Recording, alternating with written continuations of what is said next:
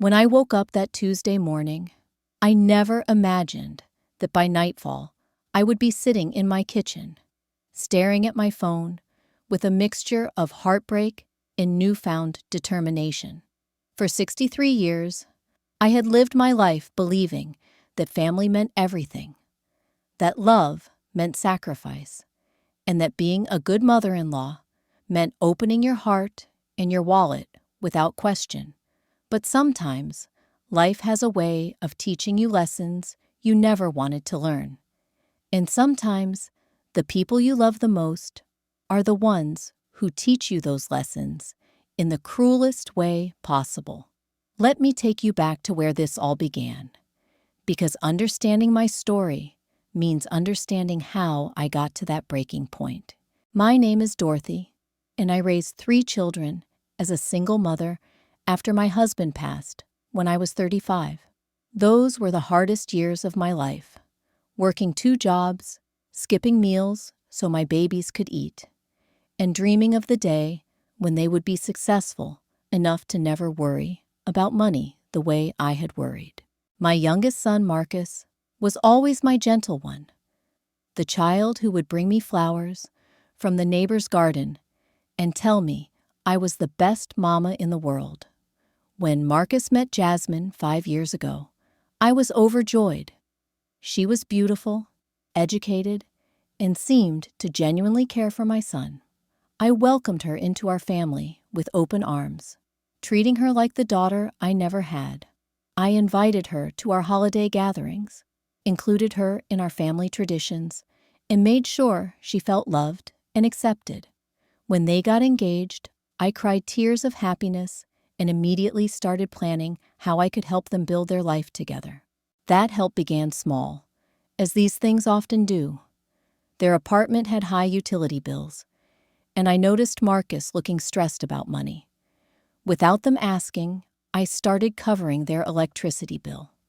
Just temporarily, I told myself, just until they got on their feet.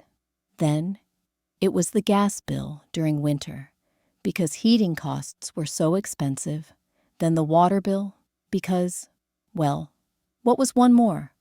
Before I knew it, I was paying all their utilities every month, nearly $500 that came straight out of my Social Security and the small pension I had earned from 30 years of working at the hospital. But I was happy to do it. I was building a relationship with my future daughter-in-law, helping my son succeed, and creating the kind of family bond I had always dreamed of. When Jasmine would hug me and say thank you, when Marcus would tell me how grateful they were, when they included me in their dinner plans and movie nights, I felt like all those years of struggle as a single mother had been worth it. I was finally able to provide for my family the way I had always wanted to. The first sign that something was wrong came 6 months ago. I had called to check on them, something I did regularly, and Jasmine answered the phone with an irritation in her voice I had never heard before. She said they were busy with friends and couldn't talk, which was fine, but there was something cold in her tone that made my stomach twist.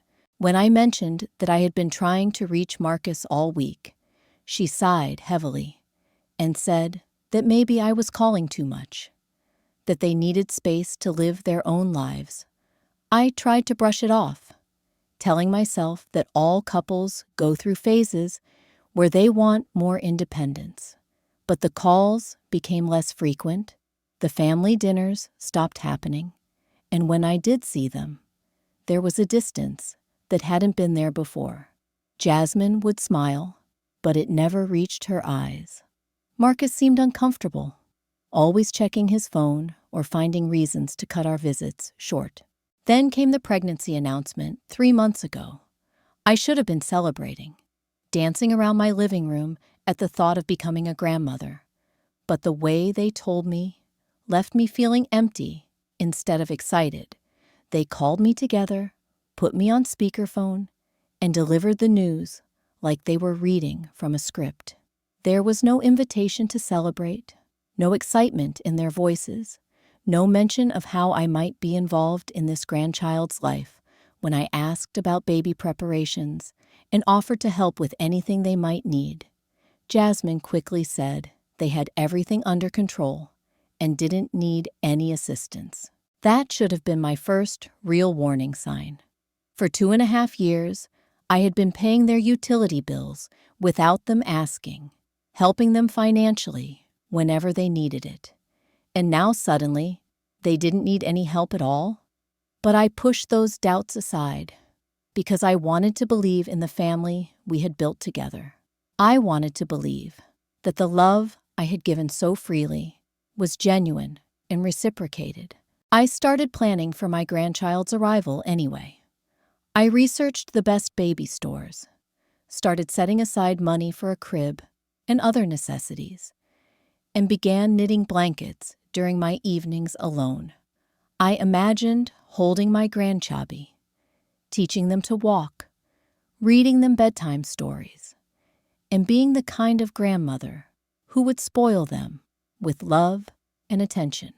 These dreams kept me company during the increasingly lonely weeks when my calls went unanswered and my invitations were politely declined. The baby shower invitation never came. I waited for weeks, checking my mailbox every day, hoping to find that beautiful card announcing the celebration of my grandchild. I called Marcus several times to ask about it, and each time he said they were still planning, still figuring out details, still deciding on dates. I offered to help plan it, to contribute money for decorations or food, to do anything that would let me be part of this important moment. Each offer was declined, with excuses that became more elaborate and less believable. Finally, last Monday, exactly 1 week ago, I couldn't stand the uncertainty anymore. I drove to their apartment, something I rarely did without calling first, because I needed to know what was happening. I needed to understand why I felt like I was being pushed out of the most important event in our family's life. When I knocked on their door, I could hear laughter and conversation inside, but it took several minutes for someone to answer. Marcus opened the door, looking surprised and uncomfortable. Behind him, I could see Jasmine sitting on the couch with several women I didn't recognize. Surrounded by what looked like baby shower planning materials, colorful decorations were spread across their coffee table, along with invitation samples and lists of names. The sight hit me like a physical blow, because it was clear that the baby shower wasn't still being planned. It was being planned without me. I asked Marcus if I could come in and talk to them about the baby shower plans. The room fell silent, and I watched as Jasmine exchanged glances with the other women before standing up and walking over to us. Her smile was tight and forced as she explained that they had decided to keep the baby shower small and intimate, just close friends and immediate family. When I pointed out that I was immediate family, that I was going to be this child's grandmother, her expression hardened in a way I had never seen before. What she said next is burned into my memory forever. She looked me directly in the eyes and said that I shouldn't come to the baby shower because I bring nothing useful to these kinds of events. She said that the other women were helping with practical things, like planning games, bringing decorations, and organizing food, while all I ever did was show up and expect to be entertained. She said they needed people who could contribute something meaningful, not someone who would just sit around and need to be taken care of. The words felt like ice water flooding my veins. Here was this young woman whose electricity bill I had been paying for 2.5 years, telling me that I brought nothing useful. Here was the person whose gas bill I covered every winter, whose water bill I handled every month, telling me that I didn't contribute anything meaningful. I stood there in their doorway, looking at their apartment that stayed warm because of my money, with lights that stayed on because of my generosity, listening to someone tell me I was useless. Marcus didn't say a word. He stood there next to his wife, looking at his shoes, while she explained to his mother that she wasn't welcome at her own grandchild's celebration. The other women in the room pretended to be busy with their planning materials, but I could feel their eyes on me. Watching this humiliation unfold, I realized in that moment that this wasn't a spontaneous decision. This had been discussed, planned, agreed upon by multiple people. My exclusion had been a group decision. I managed to keep my composure long enough to say that I understood and that I hoped they had a wonderful celebration. I walked back to my car with as much dignity as I could manage. But the moment I closed my door, the tears started flowing. I sat in their parking lot for 20 minutes, crying for the relationship I thought we had, for the grandmother role I thought I would play, and for the family that had apparently never been as real as I believed it to be. The drive home was a blur of tears and racing thoughts. How long had they felt this way about me? How many conversations had they had about my uselessness while I was paying their bills? How many times had they laughed about the old woman who thought she was buying their love? By the time I reached my house, the sadness was beginning to transform into something else entirely. Something harder and clearer, and more determined than I had felt in years.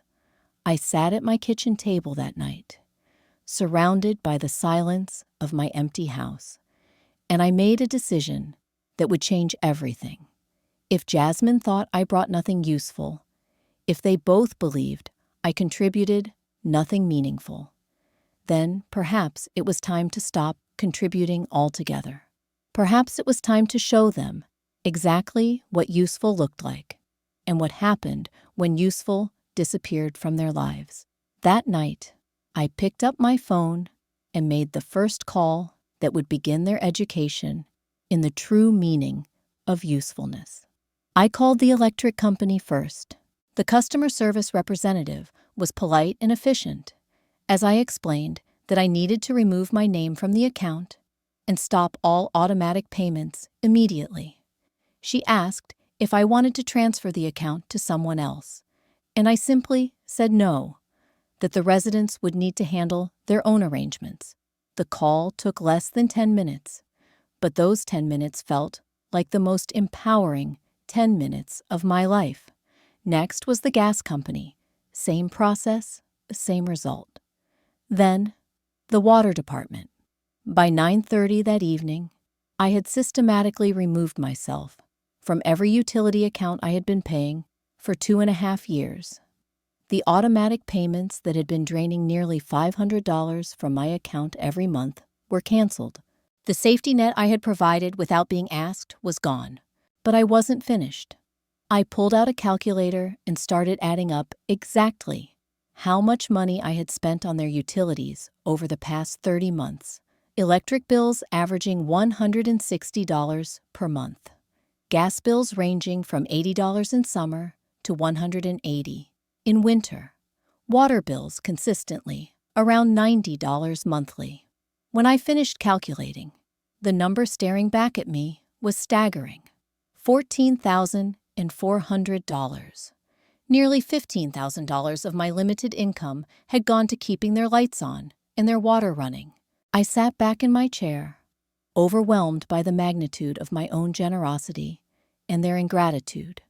$15,000 that could have gone toward fixing my own leaky roof, replacing my failing car, or simply giving me a more comfortable retirement. Instead, it had gone to people who saw my contributions as so meaningless that they couldn't even invite me to celebrate my own grandchild. That first night, I didn't sleep well.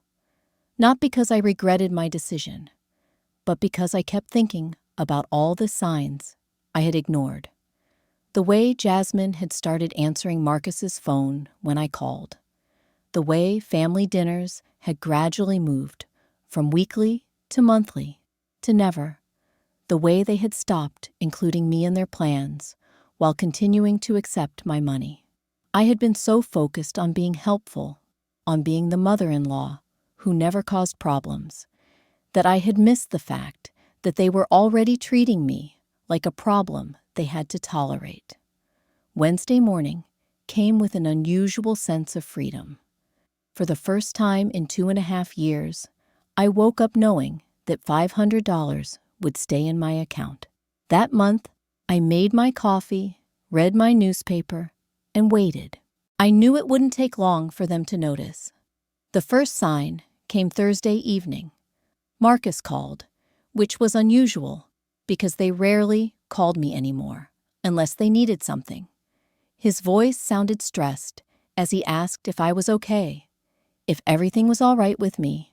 I told him I was fine, wonderful actually, and asked why he was concerned.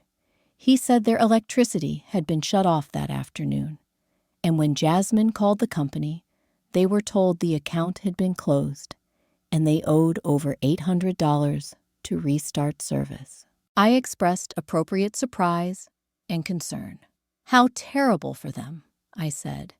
How inconvenient to lose power with a baby on the way. When he asked if I knew anything about it, I told him honestly that I had stopped paying their utilities because I realized I was bringing nothing useful to their lives. There was silence on the other end of the line, and I could hear Jasmine's voice in the background, though I couldn't make out the words. Marcus stammered something about not understanding, about thinking there had been some mistake. I explained calmly that there was no mistake. Jasmine had made it very clear that I contributed nothing meaningful, so I had decided to stop contributing altogether. I suggested they contact the utility companies directly to work out payment arrangements, just like any other adults would do. Friday brought a call from Jasmine herself. Her tone was different now, less confident, more strained. She started by saying there had been some misunderstanding about the baby shower, that maybe they could discuss including me after all. I let her talk, listening to her backtrack and make excuses. Before I interrupted her gently, I told her that the baby shower wasn't the issue anymore. The issue was that she had opened my eyes to reality, and I was grateful for that clarity. She tried a different approach then, talking about how much they appreciated everything I had done for them, how they had never meant to make me feel unappreciated. I asked her directly if she remembered what she had said to me about bringing nothing useful. The silence stretched long enough that I wondered if the call had been dropped. Finally, she said that she had been having a stressful day and hadn't meant it the way it sounded. I told her that stressed people often reveal their true feelings and that her words had actually been a gift. They had helped me understand that I was wasting my money on people who didn't value my contributions. When she started to protest, I simply said that actions have consequences and hung up the phone. Saturday morning brought desperation. Both Marcus and Jasmine showed up at my door at 8 a.m., looking disheveled and exhausted. They had been staying at a friend's house, they explained, because their apartment was too cold without heat, and they couldn't afford to get the gas restored. Marcus looked like he hadn't slept, and Jasmine's usual perfect appearance was nowhere to be seen. They sat on my couch, the same couch where I had dreamed of reading stories to my grandchild, and tried to negotiate their way back into my financial support. Marcus did most of the talking, explaining how sorry they were, how they had made a mistake, how they wanted to make things right. Jasmine sat quietly, occasionally nodding or adding small agreements to whatever Marcus said. I listened patiently, serving them coffee and treating them with the same courtesy I had always shown. When Marcus finished his speech about family and forgiveness and second chances, I smiled and told them I was proud of them for taking responsibility for their mistakes. I said it showed real maturity and growth. Then I explained my new understanding of our relationship. For 2.5 years, I had been paying their bills because I thought we were family, because I thought my contributions were valued and appreciated. But Jasmine had helped me realize that my contributions were not useful or meaningful. Therefore, I would no longer be making those contributions. Jasmine finally spoke up, her voice shaking slightly. She said she had apologized, that she had admitted she was wrong, and that should be enough to fix things. I nodded and agreed that apologies were important. I told her I appreciated her apology and that I forgave her completely. But forgiveness, I explained, didn't mean returning to the same patterns that had led to the problem in the first place. Marcus tried reasoning with me, explaining how difficult it would be for them to manage all the utility bills on their own, especially with a baby coming. I sympathized with their situation and suggested they might need to consider moving to a smaller, more affordable apartment. Perhaps they could find something within their actual budget, something that didn't require financial assistance from family members who brought nothing useful to their lives.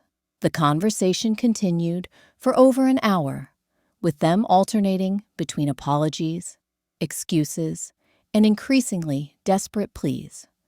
They promised to include me in the baby shower, to have me over for dinner regularly, to treat me better. I thanked them for these generous offers, but explained that I was no longer interested in relationships based on financial transactions. As they prepared to leave, Marcus asked one final time if there was anything they could do to change my mind. I told him there was, actually. They could prove that they valued me for something other than my money by building a genuine relationship with me that didn't involve any financial support whatsoever. I said I looked forward to seeing if they were interested in getting to know me as a person rather than as a bank account. After they left, I realized that Sunday would mark exactly 1 week since Jasmine had told me I brought nothing useful. In that 1 week, their lights had been shut off, their heat had been disconnected, and they had discovered exactly how useful my contributions had actually been. But this was only the beginning of their education. Monday morning brought a frantic call from Marcus. The water had been shut off over the weekend, and Jasmine was crying because she couldn't even take a shower before work. He begged me to at least pay the water bill, just temporarily, because having no water was dangerous for a pregnant woman. I expressed concern for Jasmine's health and suggested they contact their doctor for advice on staying hydrated and maintaining hygiene during this difficult time. When Marcus pressed harder, his voice breaking with frustration, I reminded him that I was simply following their stated preference for me to stop bringing useless contributions to their lives. I suggested that perhaps Jasmine's friends from the baby shower planning committee might be able to help, since they were the ones who brought meaningful contributions to important events by Tuesday, exactly 1 week after that devastating conversation in their doorway. Marcus called with genuine panic in his voice. They had received a notice that they were being evicted if they didn't restore utilities within 48 hours. The landlord considered a unit without basic services to be uninhabitable and a violation of their lease agreement. More importantly, Jasmine's doctor had advised her that living without proper heating, electricity, and running water could pose serious risks to both her and the baby's health. They needed to resolve the situation immediately, but the utility companies were requiring full payment of outstanding balances plus deposits before restoring service. The total amount they needed was over $2,000, money they simply didn't have. This was the conversation I had been waiting for, the moment when they would finally understand the true value of what they had dismissed so casually. Marcus was crying as he explained their situation, begging me to help them one more time, promising that everything would be different if I would just pay to get their utilities restored. I listened to every word, feeling a complex mixture of sadness for their situation and satisfaction that justice was finally being served. When Marcus finished his desperate plea, I took a deep breath and prepared to deliver the lesson that would change our relationship forever. I told Marcus I would call him back in an hour, that I needed time to think about their situation. But the truth was, I had already been thinking about it for days. I had been preparing for this exact moment, this precise conversation, where they would finally understand what useful really meant. During that hour, I did something I hadn't done in years. I called my sister, Regina, in Atlanta, the one who had warned me about giving too much to ungrateful people. Regina had watched me struggle as a single mother, had seen me work double shifts and skip meals to provide for my children, and she had never liked how Marcus and Jasmine took my generosity for granted. When I told Regina what had happened, there was a long silence on the other end of the phone. Then she started laughing, not a mean laugh, but the kind of relieved laughter that comes when someone you love finally stands up for themselves. She said she had been waiting for this phone call for 2 years, waiting for me to realize what everyone else could see so clearly. Regina reminded me of something I had forgotten. When I first started helping Marcus and Jasmine with their bills, I had mentioned it to her during one of our weekly calls. She had asked me a simple question then, one that I had dismissed, but should have taken seriously. She had asked whether they had ever offered to pay me back, whether they had ever treated these payments as loans rather than gifts, whether they had ever shown genuine concern for the financial burden I was taking on. The answer had been no to all 3 questions, but I had made excuses for them. They were young, I had said. They were struggling to get established. They would help me when I got older and needed assistance. Regina had listened patiently to my explanations and then said something that echoed in my mind now. She had said that people show you who they are through their actions, not their words, and that I should pay attention to what their actions were telling me. Now, sitting in my kitchen with the phone in my hand, I finally understood what Regina had been trying to tell me. Marcus and Jasmine had shown me exactly who they were through their actions over the past 2.5 years. They were people who took without giving, who accepted help without gratitude, who saw my contributions as their entitlement rather than my choice. When I called Marcus back, he answered on the first ring. His voice was so hopeful, so desperate, that I almost felt sorry for him. He started talking immediately, not even giving me a chance to speak, telling me how grateful they would be, how they would never forget this kindness, how they would make it up to me somehow. I let him finish his promises before I spoke. When I did, my voice was calm and clear, without anger or emotion. I told him that I had thought carefully about their situation, and I had decided that I could not help them, not because I was angry, not because I wanted to punish them, but because helping them would contradict the very clear message Jasmine had given me about the usefulness of my contributions. Marcus started to interrupt, but I continued speaking. I explained that Jasmine had done me a tremendous favor by being so honest about how she viewed my role in their lives.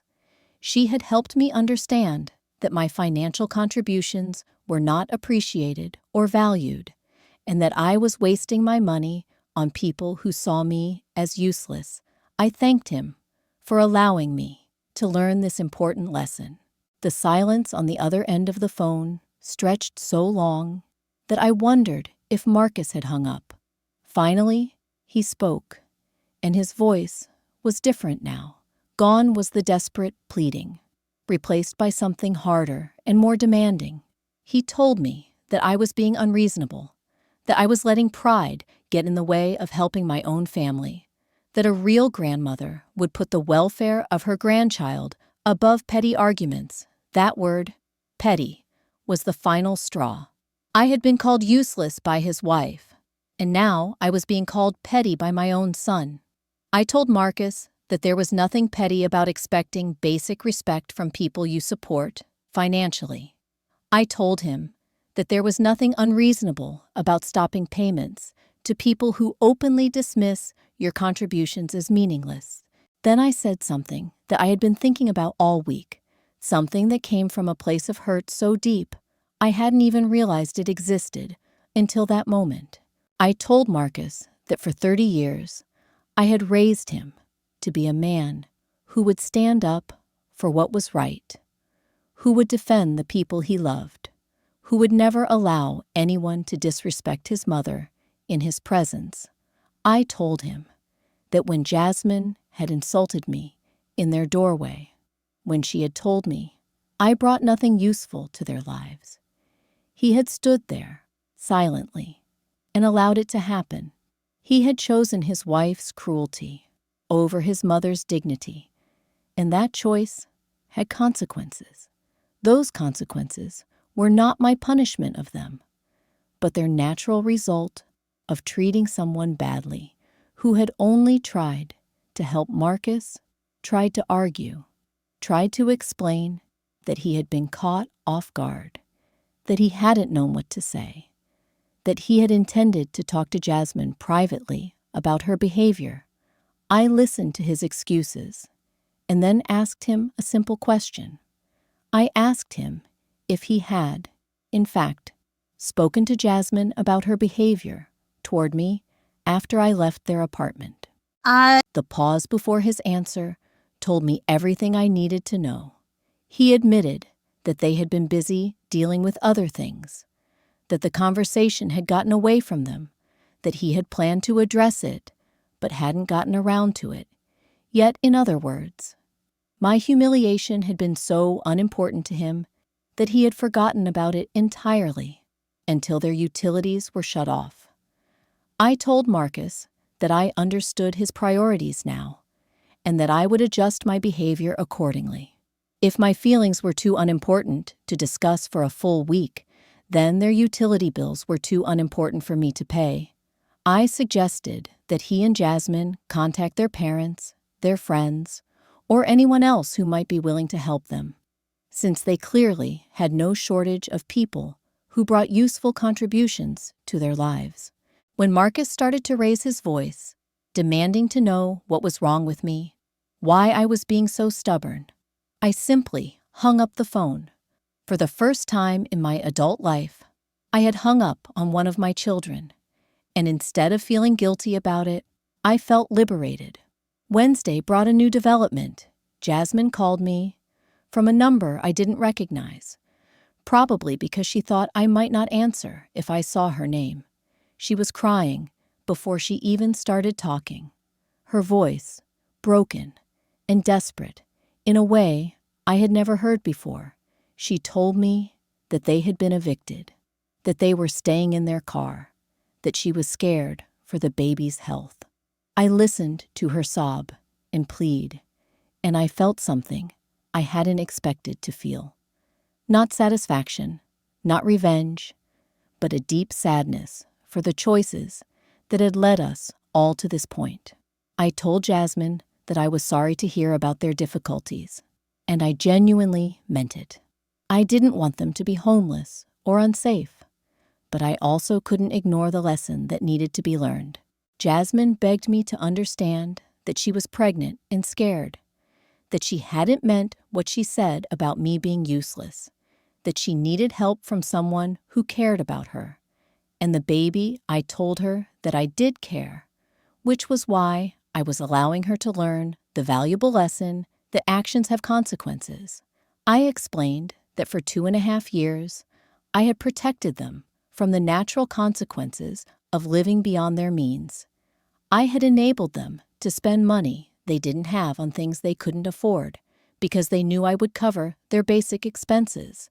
But enabling someone is not the same as helping them. And sometimes the most loving thing you can do is allow people to face the results of their own choices. Jasmine's crying turned to anger then, and her true feelings came pouring out. She called me selfish, vindictive, and cruel. She said I was punishing an innocent baby because my feelings had been hurt. She accused me of being a bitter old woman who was jealous of her youth and her relationship with Marcus. I listened to every word without interrupting, and when she finished her tirade, I thanked her for her honesty. I told her that her words confirmed what I had suspected, that her apologies had been motivated by desperation rather than genuine remorse. I said I was grateful that she had shown me her true character before I made the mistake of trusting her again. Before I hung up, I gave Jasmine some practical advice.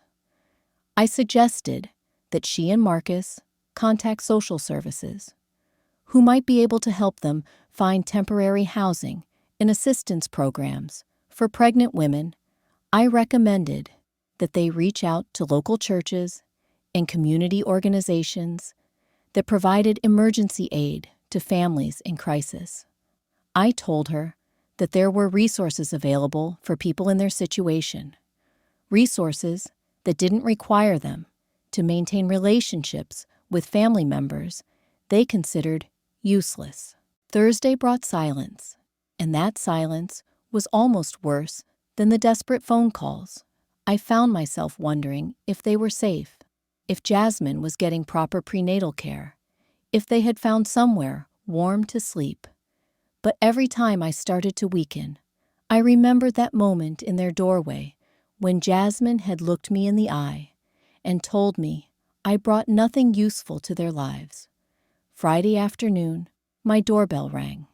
I looked through the window and saw Marcus standing on my porch, but he wasn't alone. Behind him stood a woman I didn't recognize, someone older with gray hair and a stern expression. When I opened the door, Marcus introduced her as Jasmine's mother, Mrs. Patricia Williams, and asked if they could come in to talk. I invited them in and offered coffee, maintaining the same courtesy I had always shown, even in these difficult circumstances. Mrs. Williams accepted my hospitality, but got straight to the point. She told me that Jasmine had called her crying, explaining that I had cut off all financial support and left them homeless. She said that as grandmothers, we needed to put aside our differences and think about what was best for the baby. I listened respectfully as Mrs. Williams explained her perspective. She talked about family responsibility, about the importance of supporting young couples as they got established, about the duty that older generations had to help younger ones. Her points were reasonable and heartfelt, and I could see why Jasmine had sent her to plead their case. When Mrs. Williams finished speaking, I thanked her for her concern and told her I appreciated her taking the time to come see me. Then I asked her a question that seemed to surprise both her and Marcus. I asked her how much she had been contributing to Marcus and Jasmine's living expenses over the past 2.5 years. The look that passed between Mrs. Williams and Marcus told me everything I needed to know. She hadn't been contributing anything at all. While I had been paying $500 a month in utility bills, Jasmine's own mother had not been asked to help financially. While I had been sacrificing my own comfort to ensure they had electricity, heat, and water. The person who was now lecturing me about family responsibility had kept her own money safely in her own bank account. I shared this observation with Mrs. Williams, gently but directly. I pointed out that it was interesting how family responsibility seemed to apply only to me, how my financial contributions were expected while hers were not. I suggested that if she felt so strongly about supporting the young couple, she was welcome to take over the utility payments herself. Mrs. Williams became defensive, explaining that she was on a fixed income, that she had her own expenses to worry about, that she couldn't afford to take on additional financial burdens. I nodded understandingly and told her that I completely empathized with her position, since I was also on a fixed income with my own expenses to consider. Marcus tried to interrupt, to explain that it was different because I had already been helping them, because they had come to depend on my support. I asked him why Jasmine's dependence on my money was more important than my dependence on my own money. I asked him why my financial security was less important than theirs, why my retirement savings should be used to subsidize their lifestyle. The conversation continued for another hour, with both Marcus and Mrs. Williams trying different approaches to convince me to resume payments. They appealed to my love for Marcus, my excitement about becoming a grandmother, my reputation as a generous and caring person. They promised changes, improvements, better treatment, more inclusion in their lives. I listened to everything they said, and then I told them a story. I told them about a woman who had worked 2 jobs for 30 years, who had raised 3 children alone after her husband died, who had saved every penny she could so that she could help her family when they needed it. I told them about how that woman had been so happy to finally be in a position to help, that she had given freely and joyfully, never asking for anything in return except love and respect. Then I told them about how that same woman had been told by her daughter-in-law that she brought nothing useful, that her contributions were meaningless, that she wasn't welcome at her own grandchild's celebration. I told them how that woman's own son had stood silently by while she was humiliated and dismissed.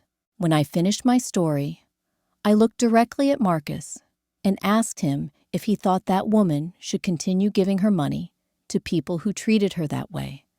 I asked him if he thought she should keep sacrificing her own financial security for people who saw her as useless. Marcus couldn't answer, and Mrs. Williams looked uncomfortable for the first time since she had arrived. They both realized that when the situation was presented that way, my decision was not only reasonable, but inevitable. As they prepared to leave, Mrs. Williams made one final attempt. She told me that holding grudges was unhealthy, that forgiveness was important, that I would regret letting pride prevent me from helping my family. I thanked her for her advice and told her that she was absolutely right about forgiveness being important.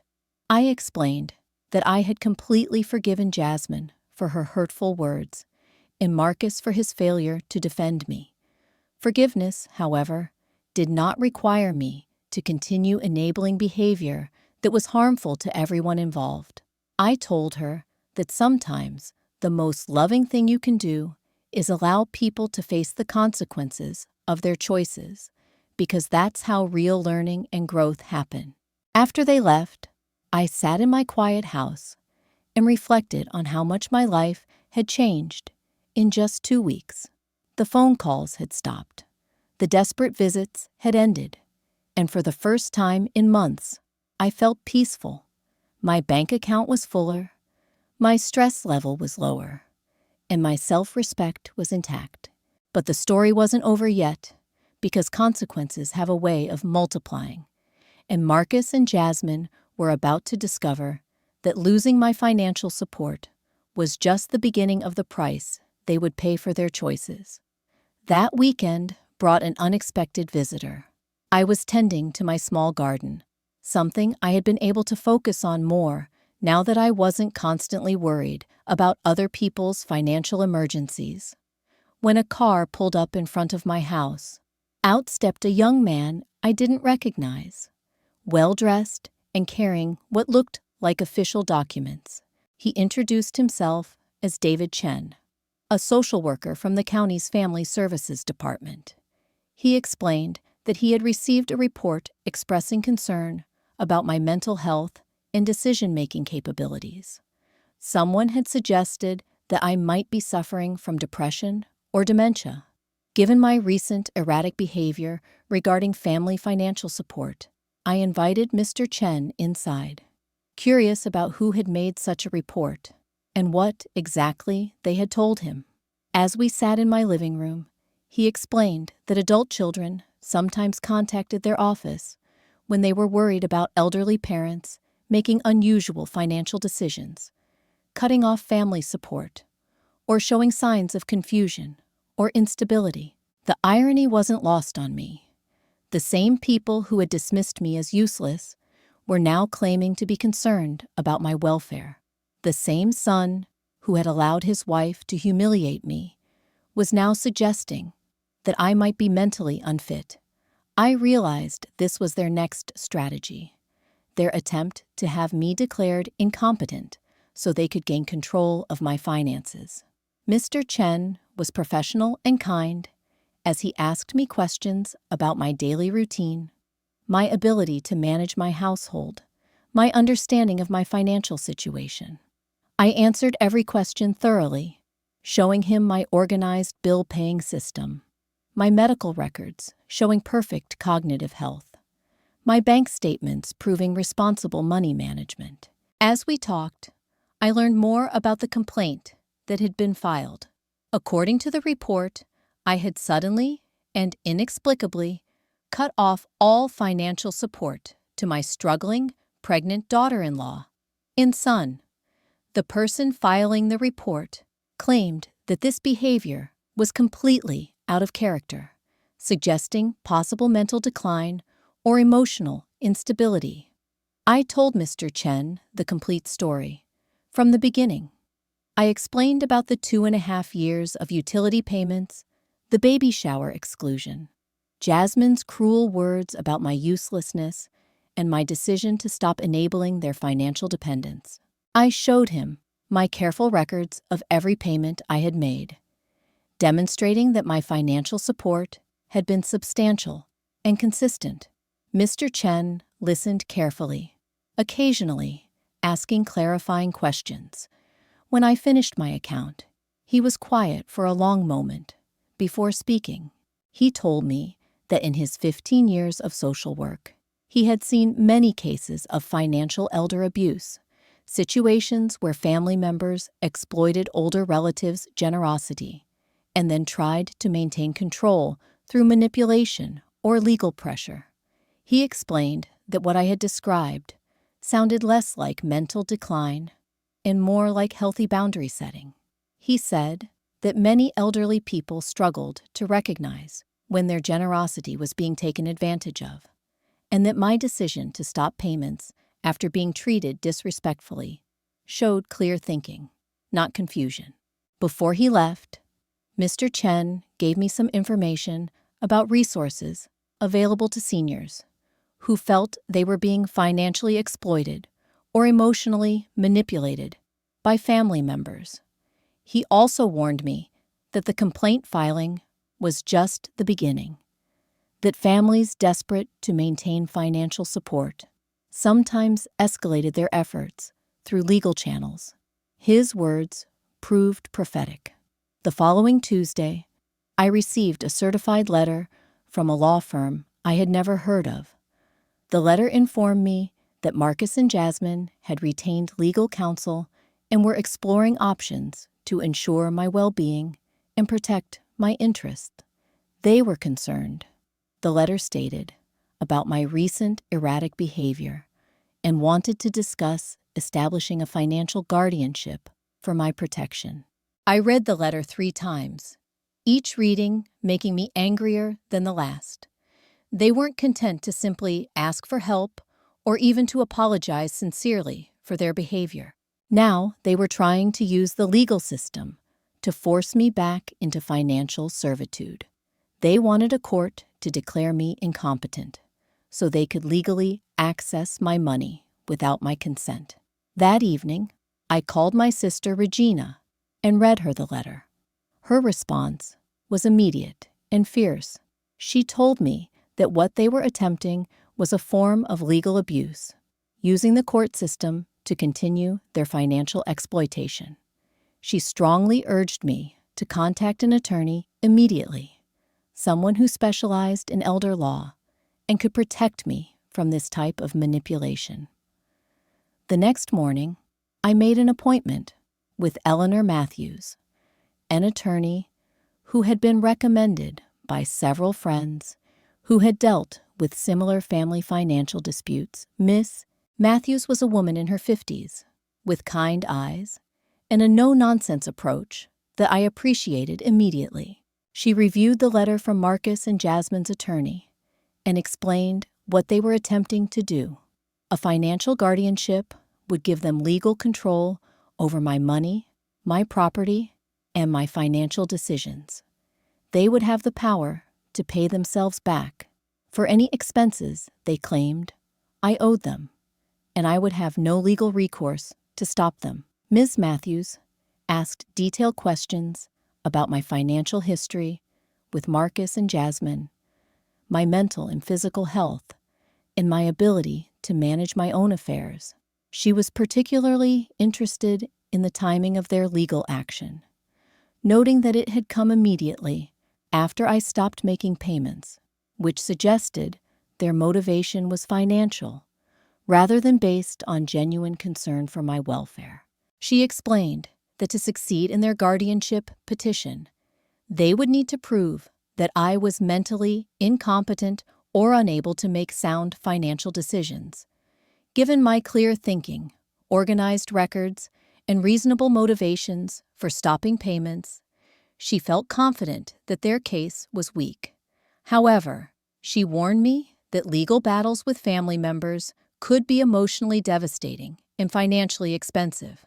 She suggested that I consider whether there might be a way to resolve the situation without going to court, perhaps through mediation or family counseling. I told Ms. Matthews that I had already tried reasoning with them, that I had offered to maintain a relationship based on mutual respect rather than financial dependence, and that they had responded by questioning my mental competency. I explained that this legal threat had crossed a line from which there could be no return. She nodded understandingly and told me that she would prepare a response to their attorney, making it clear that I was mentally competent, financially capable, and prepared to defend myself against any frivolous guardianship petition. She also suggested that we consider filing a countercomplaint for harassment and attempted financial exploitation. Over the next few days, I found myself reflecting on how far this situation had deteriorated. What had started as a simple boundary-setting decision had escalated into a full legal battle. Marcus and Jasmine's desperation to restore their financial support had led them to attack my mental competency, my parental rights, and my basic dignity as a person. But something else was happening during this time. Something I hadn't expected. Other family members and friends were beginning to learn about the situation, and their reactions were overwhelmingly supportive of my position. My older daughter, Linda, called from California after hearing about the legal threats, expressing shock that Marcus would attempt such a thing and offering to fly out to testify on my behalf if needed. My neighbor, Mrs. Johnson, who had watched me manage my household competently for 15 years, was outraged when she learned about the guardianship petition. She offered to provide a written statement about my mental clarity and responsible behavior. Even my doctor, Dr. Williams, volunteered to provide medical records in testimony confirming my excellent cognitive health. As word spread through my church and community, I realized that I had more support than I had ever imagined. People who had known me for years were appalled that anyone would question my mental competency, especially family members who had been financially benefiting from my generosity. This support network became crucial when Marcus and Jasmine's attorney requested an emergency hearing, claiming that I was in immediate danger of financial self-harm due to my refusal to pay essential bills for my pregnant daughter-in-law. They painted a picture of an elderly woman whose mental decline was putting her family at risk. Ms. Matthews prepared a comprehensive response that included medical records, financial statements, character references, and a detailed timeline of events leading to my decision.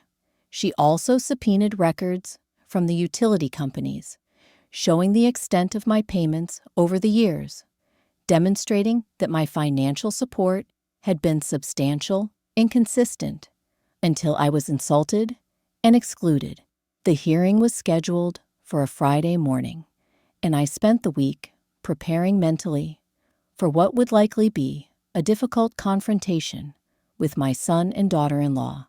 I knew that they would paint me as a confused, vindictive old woman who was punishing them for minor misunderstandings. But I also knew the truth, and I had documentation to prove it. More importantly, I had finally found the strength to stand up for myself, regardless of the cost. The night before the hearing, Regina called to wish me luck. During our conversation, she reminded me of something our mother had always said, that sometimes the people who claim to love you the most are the ones who hurt you the deepest, because they know exactly where your vulnerabilities lie. She told me that Marcus and Jasmine had been exploiting my love for my son and my desire to be a good grandmother, using my emotions against me to maintain their financial advantage. The guardianship petition was just another form of emotional manipulation, an attempt to make me feel guilty for protecting my own interests. As I prepared for bed that night, I thought about the woman I had been just a month earlier. That woman had been generous to a fault, eager to please, desperate for family connection, even at the expense of her own financial security. She had measured her worth by her usefulness to others, believing that love could be earned through sacrifice. But that woman was gone now, replaced by someone stronger and clearer about her own value. The new Dorothy understood that real love doesn't require financial payment, that genuine relationships are built on mutual respect, and that sometimes the most loving thing you can do is refuse to enable destructive behavior. The hearing would determine whether I could continue on this path of self-respect and boundary setting, or whether I would be legally forced back into financial servitude. But regardless of the outcome, I knew that I had already won the most important victory. I had reclaimed my sense of self-worth. Friday morning arrived gray and rainy, fitting weather for what promised to be a difficult day. I dressed carefully in my best navy blue suit, the one I had worn to church for special occasions, and arrived at the courthouse 30 minutes early. Ms. Matthews met me in the lobby, reviewing our strategy one final time before we entered the courtroom. Marcus and Jasmine were already seated with their attorney. When we walked in, I hadn't seen them in person since Mrs. Williams' visit to my house, and I was struck by how different they looked. Marcus appeared thinner, more haggard, with dark circles under his eyes that suggested he hadn't been sleeping well. Jasmine, now noticeably pregnant, looked pale and stressed. For a moment, seeing my son in that courtroom I felt a pang of the old maternal instinct to protect him, to make his problems disappear, to sacrifice whatever was necessary for his comfort. But then I remembered his silence during my humiliation, his willingness to question my mental competency for financial gain, and my resolve strengthened. The judge, an older black woman named Judge Patricia Hendricks, called the hearing to order. Marcus and Jasmine's attorney, Mr. Thompson, presented their case first. He painted a picture of a once generous grandmother who had suddenly and inexplicably turned vindictive, cutting off essential financial support to a struggling young family with a baby on the way. He suggested that my behavior indicated possible dementia or depression, pointing to my irrational decision to stop paying bills I had covered for years. He claimed that my own son was so concerned about my mental state that he felt legally compelled to seek guardianship to protect me from my own poor judgment. Mr. Thompson called Marcus to testify, and I watched my youngest child take the stand and swear to tell the truth. Under questioning, Marcus painted himself as a loving son, worried about his mother's sudden personality change. He claimed that I had always been generous and family-oriented, making my recent behavior completely out of character. He testified that he was concerned about my isolation from family, my refusal to answer phone calls, and my apparent inability to understand the consequences of my financial decisions. He said that cutting off utility payments to a pregnant woman seemed cruel and irrational, not like the loving mother who had raised him. When Ms. Matthews cross-examined Marcus, she asked him about the specific incident that had triggered my decision to stop payments. She made him recount, in detail, what Jasmine had said to me about being useless and bringing nothing meaningful to their lives.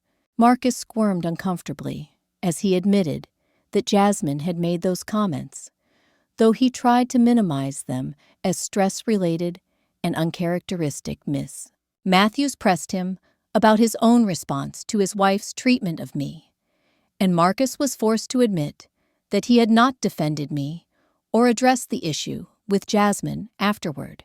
She then questioned him about the financial extent of my support over the years. Marcus clearly had not expected this line of questioning and struggled to provide accurate figures. When Ms. Matthews presented documentation showing that I had paid nearly $15,000 in utilities over 30 months, Marcus looked genuinely shocked. Judge Hendricks asked Marcus directly whether he had been aware of the total amount of money I had contributed to their household expenses. His admission that he had never calculated the sum, never considered it a loan to be repaid, and never discussed the financial burden it might place on me, painted a picture of entitlement rather than gratitude. Jasmine took the stand next, and her testimony was even more damaging to their case. Under questioning from her attorney, she tried to portray herself as a grateful daughter-in-law who had been devastated by my sudden rejection. She claimed that her comments about me being useless had been misunderstood, taken out of context during a stressful moment. But when Ms. Matthews questioned her, Jasmine's true feelings began to emerge. She admitted that she had never offered to pay me back for the utility bills, never treated my contributions as anything other than expected support, and never included me in important family decisions or events. Most damaging was her admission that she had never invited me to participate in baby shower planning because she thought I would be difficult and demanding. When pressed about what she meant by these characterizations, she revealed that she found my desire to be included in family activities annoying and burdensome. Judge Hendricks listened to all the testimony with an expression that revealed nothing about her thinking. When both sides had presented their cases, she asked me if I wanted to make a statement on my own behalf. I stood up and faced the judge, feeling the weight of this moment. I spoke clearly and calmly about my love for my son, my initial joy at welcoming Jasmine into our family, and my happiness at the prospect of becoming a grandmother. I explained how my financial support had grown gradually from a desire to help them get established. Then I described the baby shower incident in detail, including Jasmine's exact words and Marcus's failure to respond. I explained that being called useless by someone whose bills I had been paying for over 2 years was not just hurtful, but illuminating about the true nature of our relationship. I told Judge Hendricks that my decision to stop payments was not based on anger or vindictiveness, but on self-respect and financial responsibility. I explained that I was on a fixed income, that the $500 per month had been a significant sacrifice, and that I had the right to choose how to spend my own money. Most importantly, I addressed the competency question directly. I told the judge that a mentally competent person recognizes when they are being taken advantage of and takes steps to protect themselves. I said that continuing to pay bills for people who considered me useless would have been the truly irrational behavior. Judge Hendricks deliberated for what felt like hours, but was probably only 20 minutes. When she returned, her expression was stern as she looked directly at Marcus and Jasmine before addressing the courtroom. She stated that after reviewing all evidence and testimony, she found no indication whatsoever that I lacked mental capacity or sound judgment. In fact, she said, my decision to stop enabling financial dependence showed remarkable clarity in self-preservation instincts. She denied their guardianship petition completely and warned their attorney that any future frivolous filings could result in sanctions. As we left the courthouse that day, I felt a freedom I hadn't experienced in years. The phone calls stopped completely after that. No more desperate pleas, no more manipulation attempts, no more legal threats. Marcus and Jasmine had finally learned that I meant exactly what I said. 6 months later, I heard through my daughter Linda that they had moved back in with Jasmine's mother after being evicted from their apartment. Apparently, Mrs. Williams discovered firsthand how expensive it was to support 2 adults who had grown accustomed to living beyond their means. The baby was born healthy, but I never met my grandchild. Sometimes people ask if I regret my decision, if I miss having them in my life. The truth is, I don't miss the anxiety, the financial stress, or the constant feeling of being taken for granted. What I thought I would miss was the relationship itself, but I realized that relationship had been one-sided all along. Today, I live peacefully in my own home, surrounded by friends who value me for who I am, not what I can provide. My bank account is healthier, my stress levels are lower, and most importantly, my self-respect is intact. I learned that sometimes the most loving thing you can do is teach people that actions have consequences, even when those people are your own family. If my story teaches you anything, let it be this: your worth is not measured by your usefulness to others, and real love never comes with a price tag attached.